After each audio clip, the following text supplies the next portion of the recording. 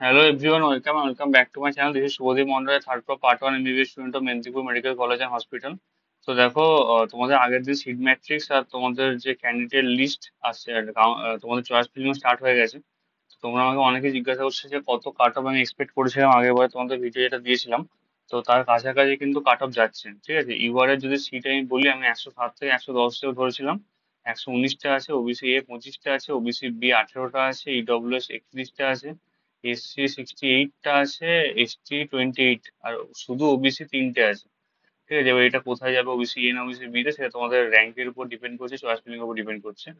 আর একটা হচ্ছে যে যেটা আমি বলেছিলাম তোমাদেরকে, এক্সপেক্টেড কাট অফ ইউআরএ যেটা বলেছিলাম, তো তার কাছাকাছি কিন্তু কাট অফ যাবে। 46,432 ম্যাক্সিমাম যেতে পারে।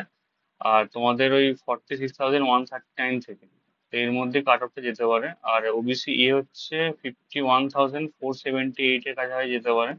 ওবিসি বি হচ্ছে 49,172 থেকে 49,705 পর্যন্ত। ইডব্লিউএস 1,13,198 অল ইন্ডিয়া র্যাঙ্ক পর্যন্ত। আর এসসি হচ্ছে একটু মানে কাট অফটা হাই যাবে, 1,75,730, যেটা আমি বলেছিলাম আগের থেকে তার থেকে একটু হাই যাবে আর কি, কারণ সিজিএল একটু কমেছে।